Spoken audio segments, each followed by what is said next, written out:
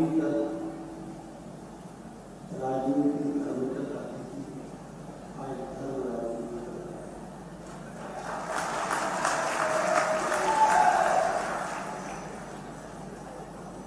बहुत प्रसन्नता है इस क्षेत्र में ज़्यादा अनुभव नहीं रखते हैं और मैं ज़्यादा भाग ले पाते हैं। परम श्रद्धेय माननीय मुख्यमंत्री जी हमारे मन को जीत लाए, इसलिए शरीर यहाँ बैठे।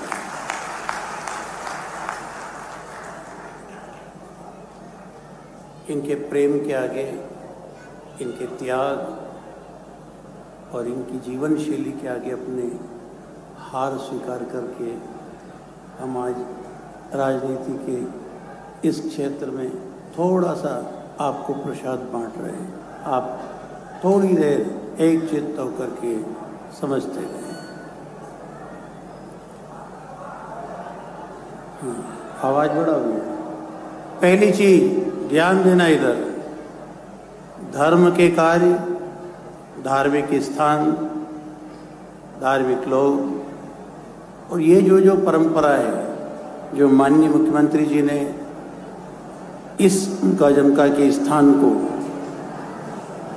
बहुत अच्छा स्वरूप बनाने का संकल्प लिया है। ये स्थान, ये कथा भागवत, ये उत्सव, ये पर्व, ये जन्माष्टमी, रामनवमी क्यों मनना चाहिए, इसका क्या प्रभाव है। जिन लोगों के दिमाग में ये है कि ये सब ढोंग है, उन लोगों के निवेदन कर रहे हैं कि ये ढोंग नहीं है, ये ढंग है और ढंग से जीने का साधन है। इसको ढोंग मत कहो, इसको ढोंग मत कहो, ये जीने का ढंग है। क्यों होते ऐसे स्थान, क्यों होते ऐसे आयोजन? आप भी जवाब देने में थोड़े सक्षम हो, बोलना सीखो और विवाद करना नहीं, संवाद करना सीखो। यदि अपने सामने कुछ नास्तिक विचारधारा के लोग ऐसी बात करें कि सब क्यों है, या मुख्यमंत्री जी ने ऐसा क्यों किया, या इसकी क्या जरूरत है, बहुत सारी बातें आएगी इसमें। लेकिन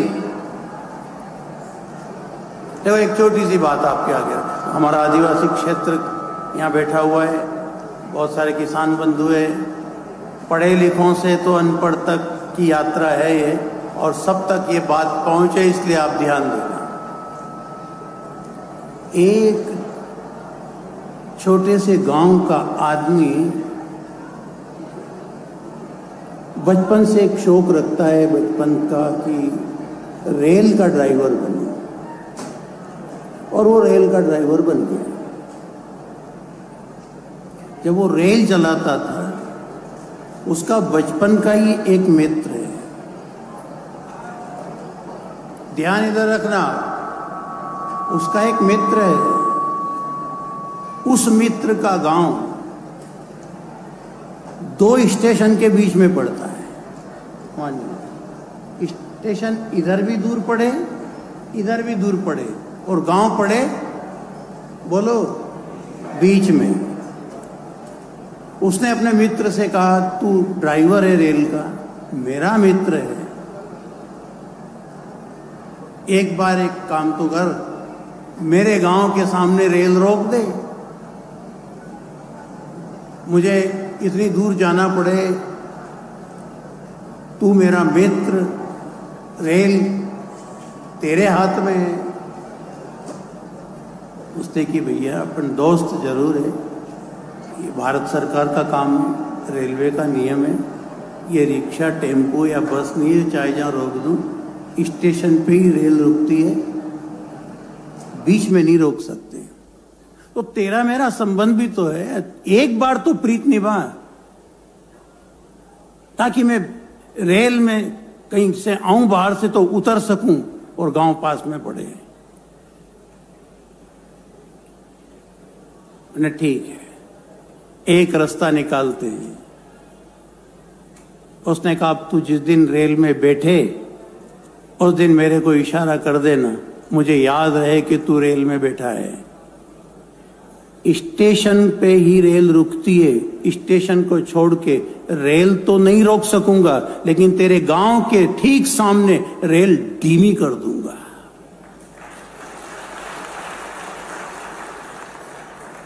रेल थोड़ी धीमी पटकूंगा, ब्रेक टच करूंगा, उस समय तू सावधान रहना और दौड़ करके कूद जाना। धीरे धीरे जो रेल के साथ दौड़ करके जल्दी में उतर जाते हैं, ऐसी प्रैक्टिस रखना, उतर जाना, तेरी भी बात रह जाए और कानून भी नहीं तोड़ा जाए। रेल स्टेशन पे ही रुकती है, पर मैं गांव के ठीक सामने ये प्रीत निभाऊंगा। उसने वो प्रीत निभाई, वो बैठा होगा और उसको पता हुआ और उसने वो रेल धीमी करी और ये झट से उठा और दौड़ करके उतर गया। गांव पास में पड़ा, उसने उतर हाथ ऊंचा किया, धन्यवाद, आज तूने मेरी बात रख दी, प्रीत रख दी। रेल रोकी नहीं, पर धीमी तो पटक दी ताकि मैं अपने गांव में बहुत सहूलियत से पहुंच गया। एक ये धार्मिक स्थान, आप सोचो, हम कथा करते हैं, लोग हमसे पूछते हैं क्या ये आप कथा बांटते हो तो ये सब पाप रोक देते हो, इन पापियों को रोक देते हो? हमने उनसे कहा देखो, पाप रेल स्टेशन पे ही रुकती है, रोकने वाला तो राम और श्री कृष्ण है, हम नहीं रोक सकते। लेकिन इतना जरूर है जब समय आता है तब कथा के समय में उस क्षेत्र में थाने में जाके पूछो, अपराध कम पड़ जाते हैं, पाप खत्म नहीं होते पर कम जरूर पड़ जाते हैं।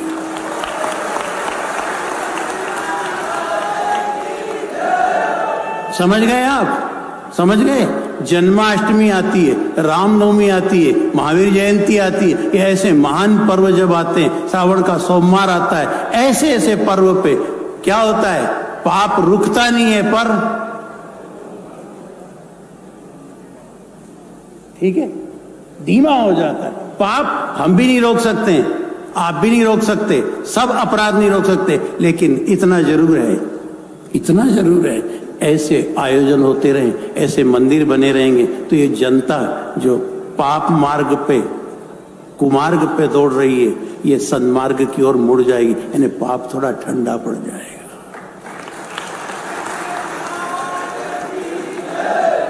कहा यह जाता है कि या तो काट दो कर्मों का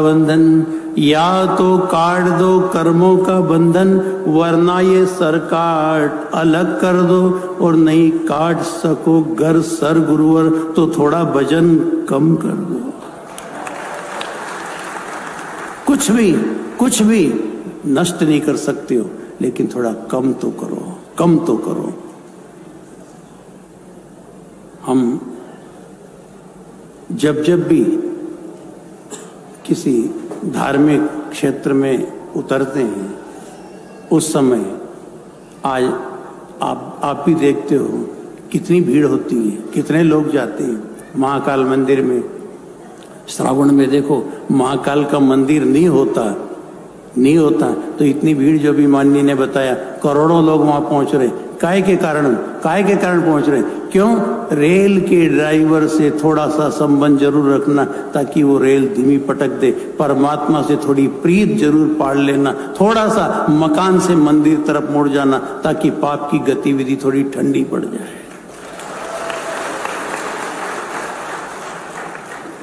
बात समझ गए आप? जवाब देना। हमारे धार्मिक आयोजन, हमारे धार्मिक स्थान, धार्मिक लोग पाप को रोक नहीं सकते पर पाप को ठंडा जरूर कर देते हैं।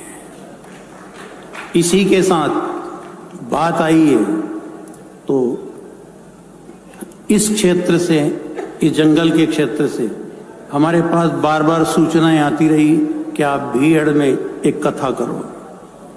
इधर उधर आसपास कथा तो हुई है और ठंडा भी पड़ा है, लेकिन आज प्रशासन भी यहाँ मौजूद है, शासन के मुखिया भी यहाँ मौजूद है, आप क्षेत्र की जनता भी यहाँ मौजूद है। एक क्षेत्र है यहाँ पर जो बहुत डेंजर है और वहाँ के लोगों की कथा की इच्छा है, लेकिन कुछ अड़चन आ रही है। यदि प्रशासन और शासन साथ देगा तो हम इस शरीर से वहाँ सेवा देके कोई भी प्रीत पालेंगे ताकि उस गांव के सामने रेल को ठंडी पटकेंगे, ठंडी।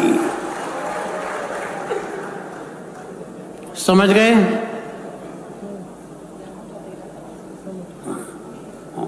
पता है, क्षेत्र को पता है, नाम भी पता है, जनता को भी। कौन सा गांव है? पता है, पता है। हाँ, बस आपको मालूम है। एक कथा अपने को वहां करनी, उससे क्या फायदा? सुन लो आप, उनका ही फायदा नहीं है। इन किसानों की मोटर जाती है, पाइप कटते हैं, स्टार्टर चले जाते हैं, मोटर लगाते हैं, नई मोटर चली जाती है, खेती बिगड़ती है, साल बिगड़ जाता है, परिवार का खर्चा चलाना कठिन पड़ जाता है। इसलिए उस कथा से केवल उन वनवासियों का ही फायदा नहीं, उनका तो सुधरेगा जीवन। और आप लोगों को जो ये रात को बिस्तर लेके मोटर के पास सोना पड़ता है और उसके बाद भी मारकूट होती है, इतना जरूर है, ठंडा जरूर पटक देंगे, ठंडा।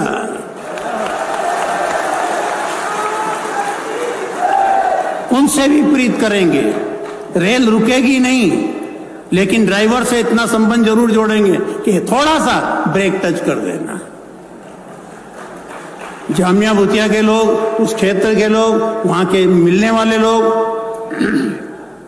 इस धर्म सभा में बैठे हों, तो आपसे इतना निवेदन है, आप वो ड्राइवर वाली प्रीत हमारी इस गादी से पाल लेना, इतना कर देना। यदि कर रहे हो तो कथा के बाद एक बार रेल धीमी करके बता देना, ताकि एरिया के लोग सब चैन से रात को सोवे और अपनी खेती बाड़ी करें और अपना परिवार चलाएं। दूसरी, व्यास गादी पे सेवा देते हैं, इसलिए जनता के हित में प्रशासन के बीच में बैठे हैं।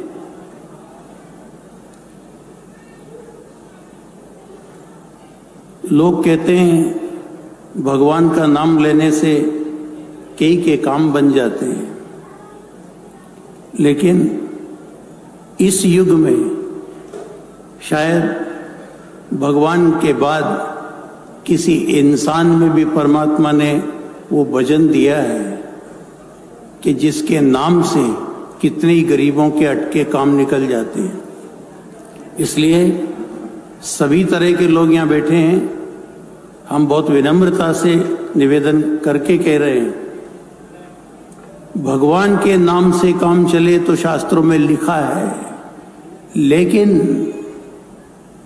जिन अधिकारियों के, अफसरों के नाम से केवल एक कागज के ऊपर, केवल एक कागज के ऊपर उनके नाम लिख दो, उनका साइन कर दो, तो कई गरीब का काम हो जाता है।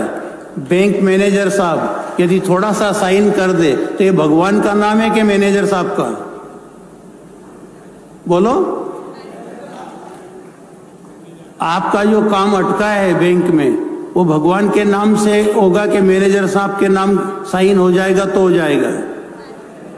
तो जब भगवान के नाम से काम होता है, ये बात तो शास्त्रों में सुनी, लेकिन आज प्रत्यक्ष दिखता है कि गरीब 4 चक्कर कागज लेके जाता है, साहब साइन कर दो, मेरे गरीब के पेट का सवाल है। यदि आपके नाम से, यानी कई लोग तो ये आपने सुना है डायरी में राम नाम लिखते हैं, नमः शिवाय लिखते हैं, और भी जिनकी आस्था जो है लिखते हैं श्री कृष्ण चरणम कि 1 करोड़ नाम लिखेंगे, लेकिन जो बहुत व्यस्ततम जीवन जीते हैं, जिनको भगवान ने अच्छे पद पे बिठा रखा है, आप भगवान का नाम तो नहीं लिख सकोगे, पर जब कोई गरीब कागज लेके आए, आपका ही नाम लिख देना, उसका काम हो जाएगा। 1 करोड़ नाम के बराबरी हो जाएगी। 1 करोड़ कब लिखोगे, कब मोक्ष पाओगे, कब ईश्वर तक पहुंचोगे, बहुत बड़ी लंबी यात्रा है। लेकिन इतना सा कर देना, भटक रहा है, 4 चक्कर हो गए, बार बार आ रहा है, इतना सा काम है, राम का नाम नहीं, आपका नाम लिखना। केवल आपको पेन उठा करके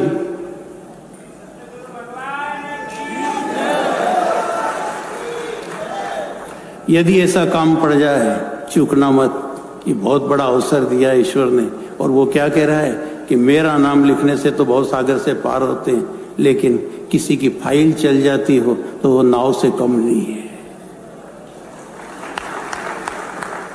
बोलो। नाव से कम नहीं है, किसी गरीब की फाइल आगे बढ़ जाए आपके नाम से, चल क्या रखा है, साइन करी, आगे बढ़ाओ। ईश्वर ने मुझे इस लायक बनाया कि मेरे नाम से फाइल चलती है, कागज चलता है, इसका काम होता है, इसको रोजी रोटी मिल जाती है, तो चुकूंगा नहीं, ये काम कर डालूंगा। यदि इतना हमने इस धर्म जगत में कुछ किया तो ये समझ लेना रेल चलाने वाले से आपका संबंध बन जाएगा।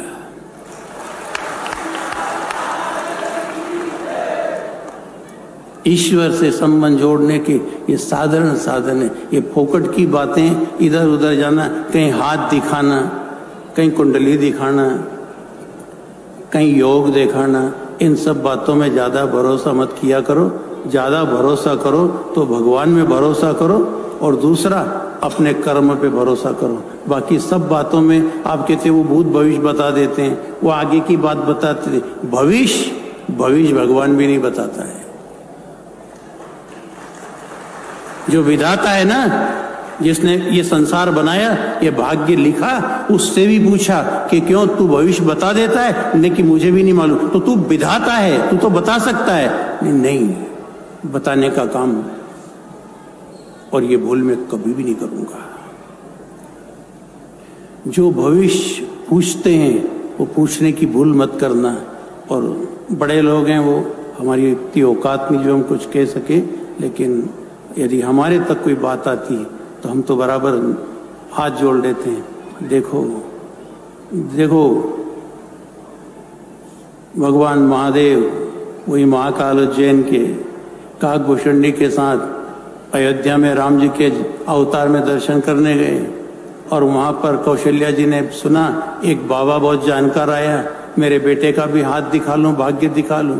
भूषणी ने प्रचार किया, बहुत अच्छे बाबा आए हैं, बहुत अच्छे योगी हैं, बहुत भविष्य बता देते हैं। बुलाया इनको राज दरबार में, बालक सामने लाए, बाबा ने देखा और बताने लग गए, महादेव बहुत भविष्य के जानने वाले, कह दिया उनने, होनहार बालक है, अवतारी पुरुष है, नाम कर देगा। जो शुरू किया उनने, पढ़ेगा, अच्छा पढ़ेगा, विश्वामित्र जी के साथ जाएगा, विवाह होगा, अच्छी बहू मिलेगी, नित्य नया आनंद आएगा। इसके बाद और तुरंत भूषुंडी ने महादेव जी का चरण पकड़ लिया। बस महादेव, बस आगे मत बोलना। नहीं, भविष्य बताना नहीं, भविष्य मत बता देना। यदि विवाह तक बताओगे जब तक तो ठीक है, विवाह के बाद बोल दिए तो इस घर की खुशियां विदा हो जाएगी। जो कुछ वर्षों बाद होना वो आज ही घटित होगा, सन्नाटा छा जाएगा। भविष्य कभी मत बताना। इसलिए परमात्मा ने भी अपना निर्णय बदल लिया और कौशल्या जी से कहा, माता आज तक का तो बता दिया, अगले चक्कर आऊंगा, आगे की बात बताऊंगा। आप सब बुद्धिजीवी बैठे हो, यदि इसके बाद वाला यानी वनवास वाला काल महादेव वर्णन कर देते तो उस दिन खुशियां विदा हो जाती, सन्नाटा छा जाता सारे अयोध्या में क्या होता।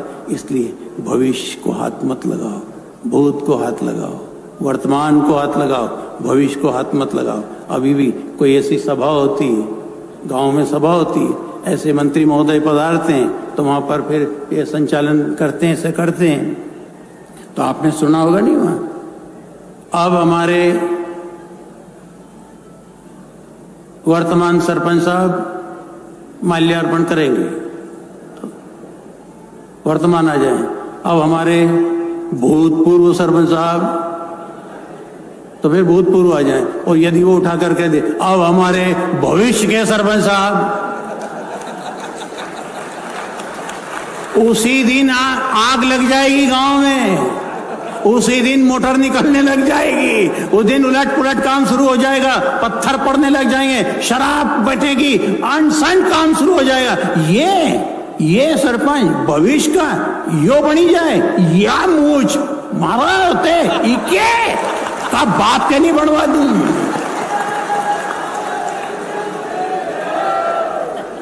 बनेगा जब बन जाएगा। अभी से आग क्यों लगा रहे हो? इसलिए बोलना है तो क्या बोलो, भूतपूर्व सरपंच साहब, वर्तमान सरपंच साहब, भविष्य वाले को बैठा रहने दो। भविष्य को हाथ लगाओगे तो तौबा खा जाओगे। विधाता ने भी भविष्य को हाथ नहीं लगाया और हम गलती यही करते हैं। कैसा महाराज है, कैसा पहुंचा पुरुष है, भविष्य की बता दे, आगे तक की बता दे। आगे की महाकाल ने नहीं बताई तो अपन क्या बता सकते साहब, क्या बता सकते? फालतू। अच्छे कर्म करो, जैसा करोगे कर्म वैसी तकदीर बनती जाएगी। तुम लाख फोड़ो सर मगर किस्मत न फोड़ी जाएगी। कुछ नहीं कर सकते हो, कुछ नहीं कर सकते हो। भले माथा कूटो कि छाती, बजाय ये कूटने के